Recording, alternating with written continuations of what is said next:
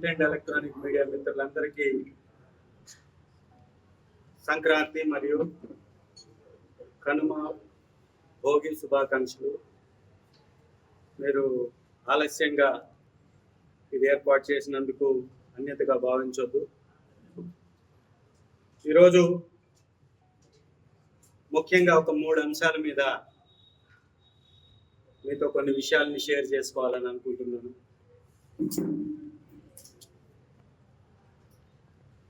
ఎర్రగొండపాలెం అనేక సంవత్సరాలుగా మాచర్ల నుంచి ఎర్రగొండపాలెంకి రావడానికి అటవీ ప్రాంతంలో నుంచి ప్రయాణించేటటువంటి ఒక రోడ్డు మార్గం కోసం అనేక సంవత్సరాలుగా ఇక్కడ ప్రజలు వెయిట్ చేస్తూ ఉన్నారు. నేను మొట్టమొదటిగా ఈ నియోజకవర్గానికి వచ్చినప్పుడు మొట్టమొదటిగా గుర్తించినటువంటి అంశం మన ఈ యొక్క రోడ్డు.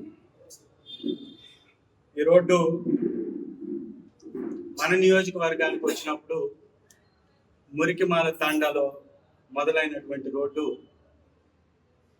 మల్లపాలెం వరకు వచ్చి ముగుస్తుంది. గతంలో మన ప్రభుత్వంలో వైఎస్ఆర్ కాంగ్రెస్ పార్టీ మా ప్రభుత్వం ఉన్నప్పుడు దీనికి డిపిఆర్ చేయడం జరిగింది. అలాగే అటవీ అనుమతుల కోసం వెళ్ళడం జరిగింది. అటవీ అనుమతుల్ని సాధించాం. ఈ ప్రాజెక్టు 1 నెలలో పట్టాలెక్కుతుంది అనగా ఎలక్షన్స్ వచ్చాయి. ఆ తర్వాత కూడా నేను ఎలక్షన్స్ అయిపోయిన తర్వాత వచ్చినటువంటి జెడ్పీ మీటింగ్లో కానీ, కలెక్టర్ల సమావేశాల్లో కానీ, డిఆర్సి మీటింగ్లో కానీ అనేక సార్లు కలెక్టర్ గారిని కలిసి కానీ దీని గురించి రిక్వెస్ట్ చేయడం జరిగింది. అప్పుడు ఉన్నటువంటి కలెక్టర్ గారు, తర్వాత వచ్చినటువంటి కలెక్టర్ గారు, అప్పుడు ఉన్నటువంటి అటవీ శాఖ అధికారిని అనేక పర్యాయాలు దీని మీద మాట్లాడడం జరిగింది. లాస్ట్ డిఆర్సి మీటింగ్లో చాలా బలంగా వినిపించాం వెలుగొండ ప్రాజెక్టు గురించి, దీని గురించి కూడా. అతి త్వరలో మీకు అది శాంక్షన్తో పని మొదలు పెట్టిస్తున్నామని వారు చెప్పిన తర్వాత ఆ శాంక్షన్ అయినటువంటి పని కాంట్రాక్టర్ ఎవరో ముందే శాంక్షన్ చేయడం జరిగింది, దాని డిపిఆర్ ముందే శాంక్షన్ చేయడం జరిగింది, దాని అనుమతులు ముందే రావడం జరిగింది. ఇవన్నీ కూడా వైఎస్ఆర్ కాంగ్రెస్ పార్టీ ప్రభుత్వంలో వచ్చినటువంటి ప్రాజెక్ట్. ఆ ప్రాజెక్టు ఇవాళ మొదలు పెడుతున్నప్పుడు మొట్టమొదటిగా తెలపాల్సింది ఇక్కడ ఉన్నటువంటి ఎమ్మెల్యే. ఈ ప్రాజెక్ట్ యొక్క అవసరమే ఎర్రగొండపాలెంకు ఉంది. ఈ ప్రాజెక్ట్ అవసరం ఎర్రగొండపాలెం, తెచ్చింది ఎర్రగొండపాలెం ఎమ్మెల్యే, తెచ్చింది వైఎస్ఆర్ కాంగ్రెస్ పార్టీ ప్రభుత్వంలో అయితే ఇక్కడ ఉన్నటువంటి తెలుగుదేశం నాయకుడు తన లాలూచీ రాజకీయం కోసం ఏదో దీనికి శంకుస్థాపన మాచర్ల నియోజకవర్గానికి సంబంధించినటువంటి ఎమ్మెల్యేకి కొంత భాగం కలుస్తుంది కాబట్టి ఆ మూలలో చేయించడం ఎంత దుర్మార్గం ఇది! ఎక్కడ ప్రాజెక్టు, ఎవరి కోసం ఈ ప్రాజెక్టు శంకుస్థాపన ఎక్కడ జరగాలి, ఎక్కడ చేశారు? ఈ కూటమి ప్రభుత్వ ఫెయిల్యూర్లో అతి ముఖ్యమైనటువంటి పేదల పట్ల వారి వ్యవహారం ఏంటో మనకు చూపించేటటువంటి అతి ముఖ్యమైనటువంటి అంశం ఆరోగ్యశ్రీని ఎత్తివేయడం. ఆరోగ్యశ్రీ ద్వారా దివంగత మహానేత రాజశేఖర్ రెడ్డి గారు తెచ్చినప్పటి నుండి ఈ రోజు వరకు లక్షల మంది దానిలో ట్రీట్మెంట్ చేయించుకుంటే ఇవాళ ప్రైవేట్ వ్యక్తులకి చేతిలో పెట్టేసి కట్టబెట్టేసి ఆరోగ్యశ్రీని చంపేసినటువంటి ప్రభుత్వం. ఈ విధంగా ఆరోగ్యశ్రీ లేకుండా చేయడం వల్ల ఎంతో మంది అభాగ్యులు వారికి ఆ ప్రాణాపాయ స్థితిలో ట్రీట్మెంట్ దొరక్క చనిపోతున్నటువంటి పరిస్థితి. ముఖ్యంగా మన నియోజకవర్గం అటు ఏ క్యాపిటల్కి కూడా దగ్గరలో ఉండదు. అటు విజయవాడ పోవాలన్నా 200 కిలోమీటర్లు, హైదరాబాద్ పోవాలన్నా 250 కిలోమీటర్లు, ఇటు మనం చెన్నై పోవాలన్నా కానీ 300 కిలోమీటర్లు, ఇటు తిరుపతి పోవాలన్నా కానీ మనకి 250 కిలోమీటర్ల పైన ఉన్నటువంటి ఈ నియోజకవర్గంలో యాక్సిడెంట్ అయితే చాలు ఇంకా చనిపోవడమే. వారికి ఎక్కడా కూడా ట్రీట్మెంట్ దొరకనటువంటి పరిస్థితి. పక్కన ఉన్నటువంటి నర్సరావుపేటలో కానీ, వినుకొండలో కానీ ఏ ప్రైవేట్ హాస్పిటల్ కూడా ఆరోగ్యశ్రీని తీసుకునేటటువంటి ధైర్యమే చేయనటువంటి పరిస్థితి. తీసుకోకపోవడం వల్ల అనేక మంది చనిపోతున్నారు. నిన్నటికి నిన్న మన ఎర్రగొండపాలెం నియోజకవర్గం పెదారవీడు మండలం పుచ్చకాయలపల్లికి చెందినటువంటి ఒక కుటుంబం మనకి పండక్కి వస్తూ ఉంటే సంతమాగులూరు అడ్డ రోడ్డు దాటిన తర్వాత వెల్లల చెరువు దగ్గర యాక్సిడెంట్ అయింది వినుకొండ దగ్గరలో. వారిని అక్కడి నుంచి హాస్పిటల్కి తరలించాలి అంటే తల్లికి, బిడ్డకి, భర్తకి, ముగ్గురు కూడా దెబ్బలు తగ్గాయి. కారు వచ్చి కొట్టేసి వారిని వాళ్ళు వీళ్ళు తీసుకొచ్చి అంబులెన్స్లు కూడా రానటువంటి పరిస్థితి. వచ్చి వాళ్ళని తీసుకెళ్లేటప్పటికి ఎక్కడ ప్రైవేట్ హాస్పిటల్లో చేర్పించుకోలేదు ఆ తల్లిని.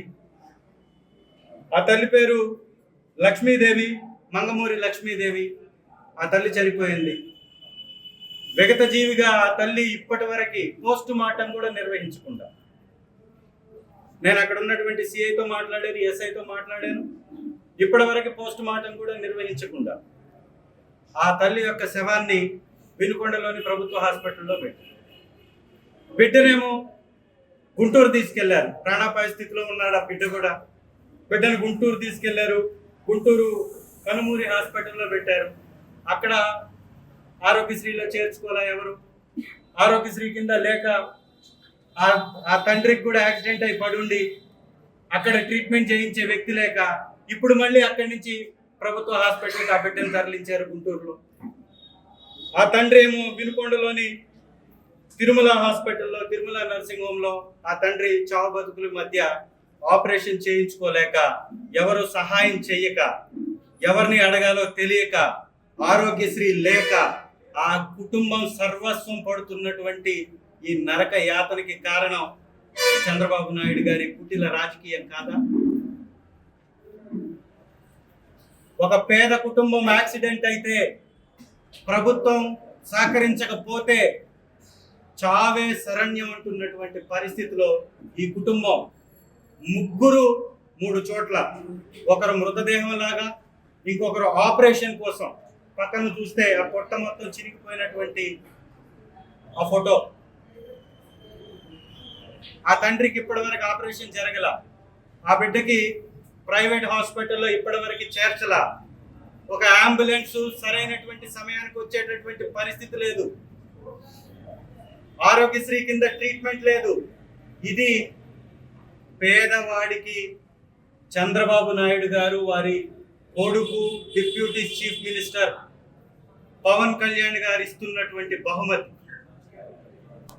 ఇది ఒక చోట కాదు, రాష్ట్ర వ్యాప్తంగా. ఇది ఎర్రగొండపాలెం నియోజకవర్గానికి కూటమి ప్రభుత్వం ఇస్తున్నటువంటి బహుమతి. ఈ బహుమతులు ఇస్తూ దోపిడీ కార్యక్రమాలు చేస్తూ ఇలాంటి వాళ్ళకు కూడా సహాయం చేయడానికి కడ్డవలు వేసుకుంటే మేము మంత్రుల దగ్గరికి తీసుకెళ్తామంటున్నటువంటి దుర్మార్గపు నాయకులు ఉన్నటువంటి పార్టీగా ఆ పార్టీని మార్చేస్తున్నటువంటి పరిస్థితి కనపడుతుంది. ఎవరన్నా వైఎస్ఆర్ కాంగ్రెస్ పార్టీ ప్రభుత్వంలో ఆరోగ్యశ్రీ కింద జాయిన్ అయితే వారికి కులం అడగల, మతం అడగల, ప్రాంతం అడగల, పార్టీ అడగలేదు. వారికి ట్రీట్మెంట్ ఇచ్చాం, అందించాం. ఇంత దుర్మార్గాన్ని చేస్తూ పంచుకోవటం కొంత బాధాకరమైనప్పటికీ కూడా ఎన్నో సంవత్సరాల నుంచి పెండింగ్ ఉన్నటువంటి ప్రాజెక్టుని రోడ్డెక్కించి తీసుకొచ్చి ఈ నియోజకవర్గ అభివృద్ధిలో భాగస్వామ్యమైనటువంటి ప్రభుత్వాన్ని పొగడటం పక్కన వదిలేసి మా ప్రభుత్వాన్ని నిందిస్తూ ఎమ్మెల్యేగా ఉన్నటువంటి ఇక్కడ ఎమ్మెల్యేని, ఎర్రగొండపాలెం ఎమ్మెల్యేని కూడా అపహాస్యానికి లోను చేయడం అత్యంత హేయమైనటువంటి చర్య. మరి ఈ రకమైనటువంటి ప్రోటోకాల్ ఉల్లంఘన జరుగుతున్న కలెక్టర్ గారికి పట్టదు, జడ్పీసీఓ గారికి పట్టదు, మంత్రులకు పట్టదు, ముఖ్యమంత్రి గారికి పట్టదు, డిప్యూటీ చీఫ్ మినిస్టర్ గారికి పట్టదు. మరి ఏ పరిపాలన ఇది? మరి గతంలో చంద్రబాబు నాయుడు గారు 23 సీట్లు ఉన్నప్పుడు ప్రోటోకాల్ లేదు మా ఎమ్మెల్యేకి అని మాట్లాడారు కదా. అధికారంలో ఉన్నప్పుడు నీతులు చెప్తారా? అధికారంలో లేనప్పుడు నీతులు చెప్తారా? అధికారంలోకి వచ్చిన తర్వాత వాతలు పెడతారా? చెప్పే మాటకి చేసే పనికి పొంతన లేనటువంటి ఈ దుష్ట కూటమి ప్రభుత్వానికి నిజంగా కొంతన్న ఆత్మసాక్షి ఉంటే ఈ నియోజకవర్గానికి కొత్తగా అలాట్ చేసినటువంటి పని ఏంటో చెప్పమనండి. ఎన్ఆర్జీఎస్ కింద వచ్చినటువంటి గ్రాంట్ కి సంబంధించిన వర్కులు చేపిస్తూ రాష్ట్ర ప్రభుత్వం ఇచ్చినట్టుగా పల్లెకు పండగ పేరుతోటి అది ఒక మోసం. పంచాయతీలకు వచ్చినటువంటి నిధుల్ని కొల్లగొట్టి అదొక మోసం. రీసెంట్ గా 7,000 కోట్లు వచ్చింది కేంద్రం నుంచి. 7,000 కోట్లు కేంద్రం నుంచి మనం కట్టినటువంటి పన్నుల నుంచి, పన్నుల్లో మనకు రావాల్సినటువంటి వాటా వచ్చింది 7,000 కోట్లు.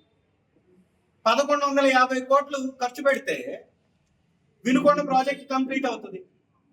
ఎందుకు 300 కోట్లు ఇచ్చారు? నిజంగా ఇక్కడ ఉన్నటువంటి నాయకులకి ఆ సత్తా ఉంటే 1,150 కోట్లు ఇప్పించి పోలవరం మన వెలుగొండని కంప్లీట్ చేయొచ్చుగా. మేము స్వాగతిస్తాం. ఎవరు ఏమనుకున్నా ఇక్కడ అభివృద్ధి జరగాలి. ఎవరు చేసినా కూడా అభివృద్ధి జరగాలి. ఎవరి ద్వారా వచ్చినా కూడా అభివృద్ధి జరగాలి. స్వాగతిస్తాం మేము అభివృద్ధిని. కానీ ఈ విచ్చలవిడితనం మంచిది కాదని కూడా నేను మీ ద్వారా తెలియజేసుకుంటున్నా. మరొక ముఖ్యమైనటువంటి అంశం, పోలీస్ శాఖ, పోలీస్ సిబ్బంది వారికి, ఎస్పీ గారికి, డిఎస్పీ గారికి, సిఐ గారికి, ఎస్ఐ గారికి కూడా మనం చేసుకుంటున్నాం. రేపు ప్రోగ్రామ్స్ పెట్టుకుంటున్నారు. అన్ని చోట్ల ప్రోగ్రామ్స్ జరుగుతాయి, తిరునాళ్ళు జరుగుతాయి, ప్రభలు కడతారు, ఇక్కడ కార్యక్రమాలు చేస్తారు. పోలీస్ స్టేషన్కి వెళ్ళి మా వాళ్ళ అప్లికేషన్స్ ఇస్తే ఇంకా పర్మిషన్ ఇప్పుడు కాదులే అని అంటున్నట్టుగా కూడా నా దృష్టికి వచ్చింది. పర్మిషన్ ఇస్తే ఇద్దరికి ఇవ్వండి. నిజంగా మీరు ఇవ్వకూడదు అనుకుంటే, దీనివల్ల మీకు ఇబ్బందికరమైన పరిస్థితి ఉంటుంది అంటే ఎవరికి ఇవ్వకండి. ఇది మన సంస్కృతి, సాంప్రదాయం, మనం గౌరవించాల్సినటువంటి అవసరం ఉంది. ప్రతి ఒక్కరు పండుగను జరుపుకోవాలని కోరుకోవాలి. పర్మిషన్స్ ఇవ్వండి. శాంతియుతమైనటువంటి వాతావరణంలో నిర్వహించేటటువంటి అవకాశాన్ని కల్పించండి. ఒక గ్రామంలో మనం ఒక ప్రోగ్రాం పెట్టాలి అంటే దానిని మనం నిర్వహించడానికి కూడా సత్తా లేదా మన ప్రభుత్వానికి? ఇదేనా మీ సత్తా? అంటే ఎక్కొట్టడమేనా ఏదైనా కానీ? కాబట్టి ఇది కూడా మంచి పద్ధతి కాదు. ప్రోగ్రామ్స్ కి పర్మిషన్స్ ఇవ్వాలి, ఇద్దరికి ఇవ్వండి, ఎవరు చేసుకున్నా ఇవ్వండి, సరైనటువంటి సెక్యూరిటీని అక్కడ కల్పించండి. డెఫినెట్ గా మంచి వాతావరణంలో ఈ యొక్క పండుగను కూడా నిర్వహించుకునేటటువంటి అవకాశాన్ని కల్పించమని మీకు కూడా తెలియజేస్తున్నా. దాంతోపాటు అతి ముఖ్యమైనటువంటి అంశం ఇంకొకటి, పండగ అంటేనే సంక్రాంతి పండగ అంటేనే ఇది ఆంధ్ర పండుగ, ఆంధ్ర ప్రజల యొక్క పండుగ. ఈ పండుగ కోసం విదేశాల నుంచి, పక్క రాష్ట్రాల నుంచి అనేక మంది మన తెలుగు బిడ్డలు గ్రామాలకు చేరుకొని పండుగలు నిర్వహించుకోవాలనుకుంటారు. దీనిలో భాగంగా ఇక్కడ ఉన్నటువంటి ఎమ్మెల్యేగా నాకున్నటువంటి బాధ్యత రీత్యా ఇక్కడ ఉన్నటువంటి యువతను ప్రోత్సహించాలనేటటువంటి ఒక మంచి ఉద్దేశంతో రాజకీయాలకు అతీతంగా ఒక క్రికెట్ టోర్నమెంట్ ని నిర్వహించాలని తలపెట్టాం. పాల్గొనేటటువంటి వారు ఏ పార్టీ వారైనా పర్వాలేదు, అందరూ కూడా ఆహ్వానితులే. నిర్వహించినటువంటి చోట్ల ఈ కార్యక్రమాన్ని జరగకుండా కూడా కొంతమంది అడ్డుకున్నటువంటి పరిస్థితి ఉంది. అయినా కానీ ఒక మంచి కార్యక్రమం, 10 మందికి ఉపయోగపడేటటువంటి కార్యక్రమం. దీన్ని రాజకీయం చేయాల్సినటువంటి అవసరం మాకు లేదు, మీకు ఉండాల్సినటువంటి అవసరం కూడా లేదు. అయినప్పటికీ కూడా మీరు రాజకీయం చేశారు. అయినా మేము రాజకీయం చేయదలుచుకోవట్లేదు. గురుకుల పాఠశాలలో మాకు అవకాశం ఇచ్చినటువంటి ఆ ప్రిన్సిపాల్ గారికి హృదయపూర్వక ధన్యవాదాలు. ఆ గ్రౌండ్ ని వారు ఎలా అయితే మాకు అప్పచెప్పారో అంతకంటే మంచి ఒక క్లీనింగ్ చేసి ఒక మంచి వాతావరణంలో అక్కడ కార్యక్రమాన్ని నిర్వహించి మీకు అప్పచెప్తాం. దీనిలో ఎలాంటి రాజకీయాలకు తావు లేదు. నేను ఎర్రగొండపాలెంలో ఉన్నటువంటి ప్రతి యువకుడికి నేను చెప్తున్నా, మీరు పార్టిసిపేట్ చేయండి. ఇది ఉచితంగా నిర్వహించేటటువంటి ఒక మంచి కార్యక్రమం. దీనిలో రిజిస్ట్రేషన్కి ఏదో నామినల్ గా ఫీజు పెట్టారు మా వాళ్ళు. దానికి కారణం కూడా ఒక టీ షర్ట్స్ అనో లేకపోతే అక్కడ భోజన కార్యక్రమాలను లేకపోతే అక్కడ నిర్వహించేదానికి ఒక సిస్టమ్ పెట్టుకున్నారు. ఈ సిస్టమ్ లో ఒక్కొక్క టీంకి ఇచ్చేటటువంటి యూనిఫామ్ ఖరీదే 3,000 పైన ఉంటుంది. సో ఆడినటువంటి వాళ్ళు కూడా వచ్చేసి దానిలో పాల్గొంటామని నమోదు చేసుకుంటే ఇబ్బంది కాబట్టి ఏదో నామినల్ గా ఫీజు ఒకటి పెట్టారు. అది పే చేయలేనటువంటి నిజమైనటువంటి యువత ఎవరైతే ఉన్నారో వాళ్ళు కూడా పార్టిసిపేట్ చేయండి, వాళ్ళ తరఫున నేను పే చేస్తాను, అది లేకుండే తీసుకోమని కూడా చెప్తాను. సో అది అసలు ఇంపార్టెంటే కాదు. ఉచితంగా మీకు మంచి భోజన సదుపాయం, మీరు దూర ప్రాంతాల నుంచి వచ్చి ఇక్కడ ఆడుతూ ఒకవేళ మీరు రాత్రి స్టే చేయాలన్నా కానీ మీకు ఇక్కడ వసతి సౌకర్యాన్ని కూడా ఏర్పాటు చేస్తాం. రాకపోకలకు కావాల్సినటువంటి ఖర్చులను కూడా మేమే భరిస్తాం. ప్రతి టీంకి ఒక యూనిఫామ్ ఇస్తాం. మొదటి బహుమతిగా 50,000, రెండవ బహుమతిగా 35,000, మూడవ బహుమతిగా 25,000 బహుమతులు కూడా ఏర్పాటు చేయడం జరిగింది. దానితో పాటు మ్యాన్ ఆఫ్ ద మ్యాచ్ కి 5,000 ఉంటుంది, ఉత్తమ బ్యాట్స్మెన్ కి కూడా 5,000 ఉంటుంది, ఉత్తమ బౌలర్ కూడా 5,000 ఉంటుంది.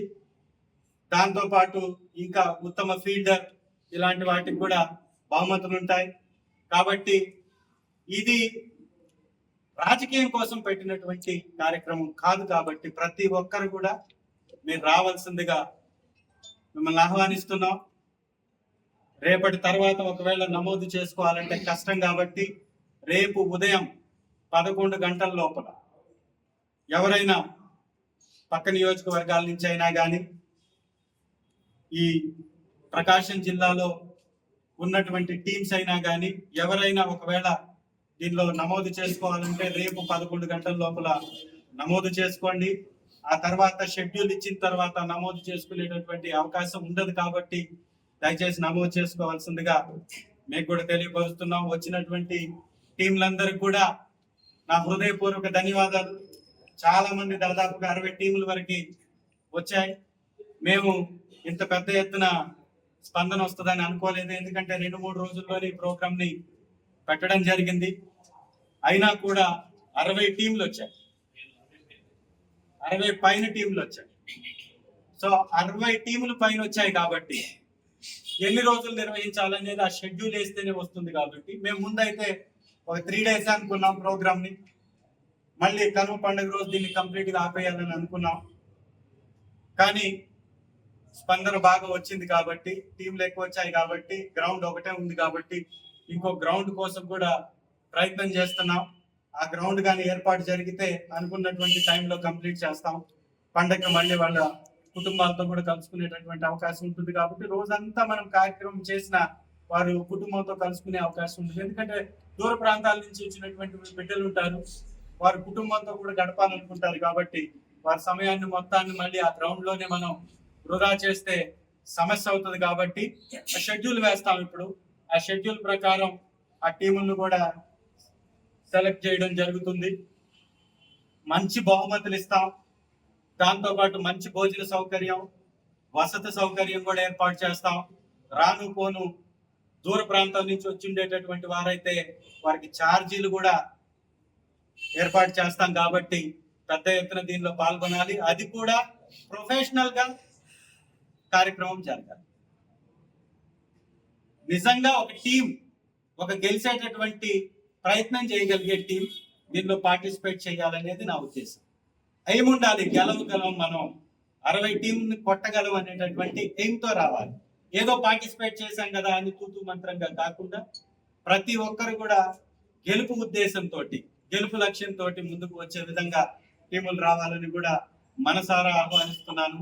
దాన్ని కూడా మీరు కూడా పెద్ద ఎత్తున దీన్ని ప్రజల్లోకి తీసుకెళ్ళాలి. అవకాశం ఉన్నటువంటి తల్లిదండ్రులు వారి బిడ్డలు ఆడుతున్నప్పుడు మీరు కూడా రండి. మీకు కూడా అన్ని వసతులు ఏర్పాటు చేస్తాం. మీకు అక్కడ ఎలాంటి ఇబ్బంది అసౌకర్యాలు కలగకుండా కూడా చూసుకునేటటువంటి ప్రయత్నం చేస్తాం. కాబట్టి మీకు ఎవరికి కూడా ఇబ్బంది జరగదు. అది మంచి గ్రౌండ్. అక్కడ కూడా ఎక్కువ మంది వచ్చినా కూడా ఉండేటటువంటి అవకాశం ఉంది కాబట్టి మీ అందరిని కూడా తల్లిదండ్రులను కూడా ఆహ్వానిస్తున్నాం. మరీ ముఖ్యంగా నాయకులు, ఎవరైతే నాయకులు వారి వారి టీంని ఏర్పాటు చేసుకున్నారో, ఇదంతా అయిపోయిన తర్వాత ఆ నాయకుల చేతుల మీదుగా ఆ టీంలకి ఆ బట్టలు పంపిణీ కూడా చేయడం జరుగుతుంది.